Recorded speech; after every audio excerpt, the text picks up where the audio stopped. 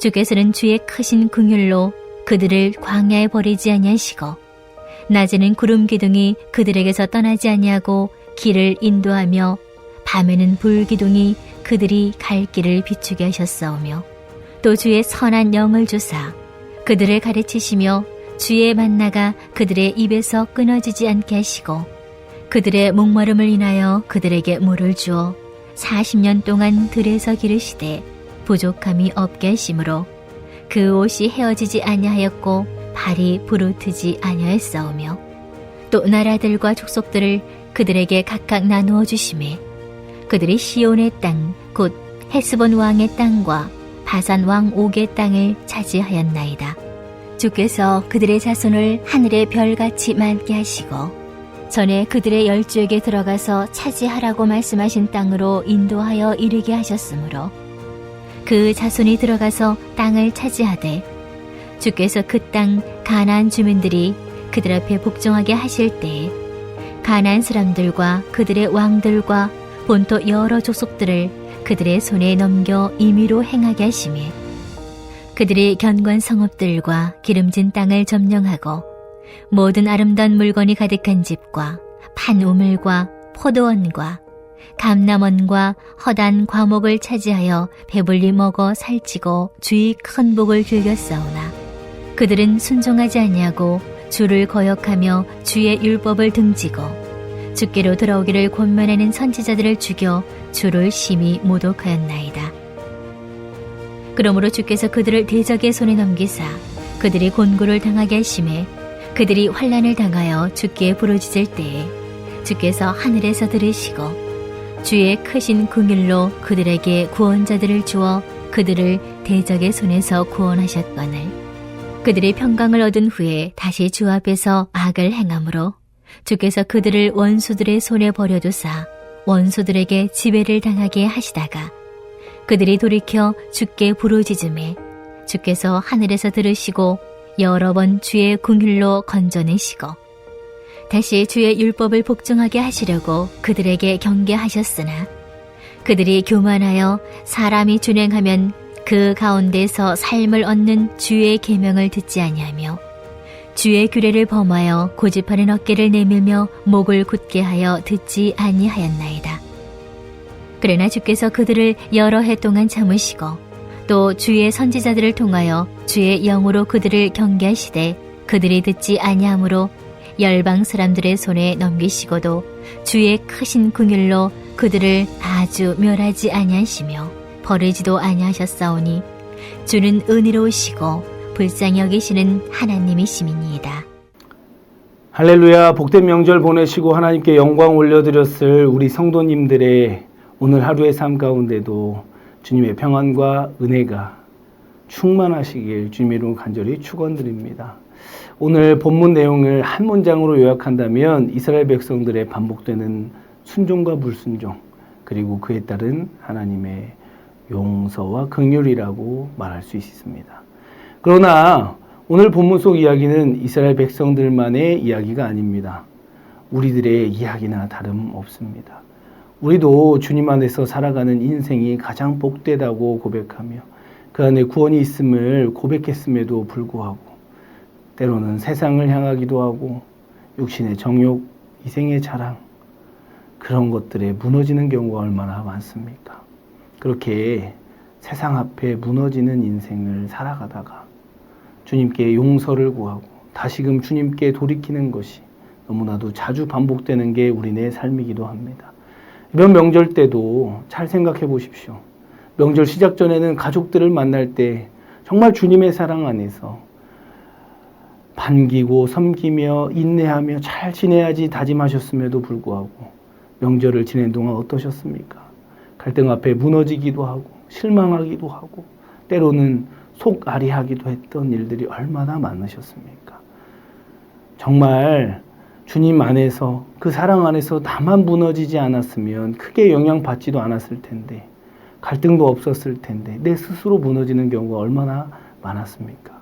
이렇듯 우리도 주님의 말씀을 앞에 두고 자주 무너지기도 하는 모습이 이스라엘 백성들과 크게 다르지 않아 보입니다. 그럼에도 불구하고 우리 주님은 어떤 분이십니까? 오늘 본문뿐만 아니라 본문의 앞뒤, 아니 성경 전체에서 이렇게 말씀하십니다. 우리 하나님께서는 긍휼하시고 은혜로우시며 우리를 멸하지 아니하시며 버리지도 아니하시며 불쌍히 여기시는 분이시라라고 말합니다. 아멘. 그렇습니다. 우리 하나님께서는 우리가 언제 돌아가더라도 바로 그때 용서해 주시고 새 출발을 허락해 주시는 긍휼의 하나님이십니다. 그러나 우리가 이 사실에 너무 감사하고 너무 감격해서 놓쳐서는 안 되는 한 가지 중요한 사실이 있습니다. 바로 우리 주님의 용서를 너무 익숙하게 생각해서는 안 된다는 것입니다. 그런데 우리는 자주 이 사실을 놓치고 살아갑니다. 주님께서 용서해 주시는 것은 너무 당연한 것이고 언제든 돌아가면 받아주시고 회복시켜 주시며 다시 시작할 수 있게 기회를 주시는 분이 하나님이심을 우리가 믿기 때문에 어쩌면 우리 주님의 용서를 너무나도 가볍게 생각하는 경향이 있진 않은지 생각해 보길 원합니다. 그러나 우리가 반드시 기억해야 할 한 가지 사실은 우리 주님께서 우리를 향해 베풀어 주신 그 용서가 독생자를 내어주셔서 핏값으로 사신 용서라는 것입니다. 그 용서는 주님의 십자가 사랑으로 이루어졌다는 것을 우리가 결코 잊어서는 안 됩니다. 오늘 말씀에서 우리가 다시 한번 새겨야 할 것은 바로 이것입니다. 우리 주님의 십자가와 그 사랑, 그 용서를 너무 값싼 은혜로 취급해버리지 말고 정말 소중하고 값지고 귀한 곳으로 다시 한번 새기는 그런 은혜가 있으시기를 간절히 소망합니다. 그런데 이스라엘 백성들은 주님의 용서에 너무 익숙해진 나머지 그리고 너무 가볍게 여긴 나머지 어떻게 되었습니까? 맨날 순종과 불순종 계속 반복해서 살다가 결국에는 성전도 빼앗기고 나라가 망하는 결과를 맞이했습니다. 우리 주님은 이러한 이스라엘의 역사를 우리에게 보여주시는 이유가 무엇이겠습니까? 망해야 돌아올 수 있으니 망할 때까지 그냥 내버려 두겠다는 의미입니까? 아니면 망하기 전에 나한테 좀 돌아오라고 요청하시는 것입니까? 당연히 후자입니다. 순종과 불순종의 반복을 이제 멈추고 지금 바로 순종의 길로 나아오라고 말씀하시는 것입니다. 사랑하는 성도님들, 이스라엘 백성들은 최종적으로 나라가 망해서야 비로소 하나님께 돌아왔지만 우리는 이스라엘 백성들과 같은 전철을 밟지 않길 소원합니다. 우리 주님께서는 이스라엘 백성들 뿐만 아니라 오늘 지금 우리에게도 항상 약속하십니다. 주님의 말씀에 순종하는 삶은 복 자체이다. 말씀에 순종하는 것이 복이며 형통이다라고 말씀해 주십니다.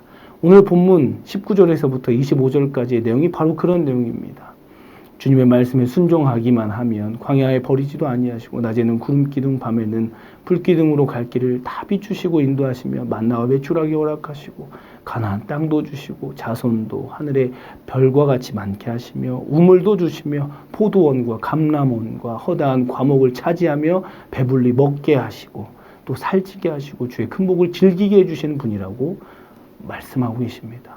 그리고 29절에 구체적으로 나와 있듯이 주의 계명, 주의 말씀의 목적은 삶을 얻는 주의 계명, 살리기 위한 주님의 말씀이라고 나와 있습니다. 그렇습니다. 주님의 말씀 속에는 참 생명이 있고 주님께서 우리에게 말씀으로 명령하시는 유일한 그 이유는 우리를 살리기 위함인 줄 믿으시길 바랍니다. 저와 우리 성도님들은 불순종의 길로 나아가서 주님께서 주시는 이런 복을 놓치지 않길 소원합니다. 오히려 날마다 순종의 길로만 나아가서 주님께서 주시는 주님 안에 있는 복과 평안을 항상 누릴 수 있기를 간절히 소망합니다.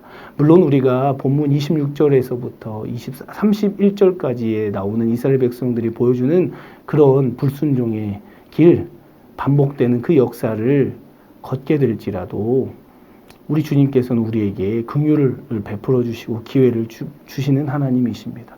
그럼에도 불구하고 처음부터 순종의 길을 걸어서 주님의 마음을 아프지 않게 해드리는 우리가 되길 소원합니다.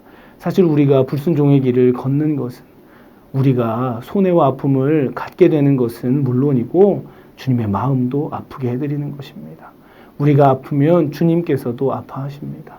물론 주님께서는 우리가 진정 스스로 돌아올 수 있을 때까지 기다려주시고 또 병들고 썩어버린 살을 도려내기 위한 수술대에 눕히기도 하십니다. 우리를 아픔 속에 내어두시는 그 이유는 우리의 성장을 위한 오래 참음이시고 썩은 살을 도려내도록 수술대에 눕히시는 것은 우리의 치료와 회복을 위한 긍휼인 줄 믿습니다. 이러한 반복의 시간 속에서 우리 하나님은 우리를 회복시키시기 위하여 일하시는 분이십니다. 우리 주님은 우리를 성장시키기 위하여 또 회복시키시기 위하여 우리와 함께 눈물을 흘리고 우리와 함께 하시며 인내하시며 끝까지 기회를 주시며 자신의 목숨까지 내어주신 분이십니다. 그런 사랑의 하나님이 우리를 지금도 부르고 계십니다. 사랑하는 성도님들, 오늘 주신 말씀 앞에서 우리를 향해 베풀어 주시는 용서가 주님께서 피값으로 사신 십자가 용서라는 사실을 반드시 기억하십시다. 그 용서가 얼마나 귀한지, 그 용서가 너무나도 감사하고 감격되어서 지금 당장 우리의 불순종과 순종의 그 반복되는 역사 끊어내 버리십시다.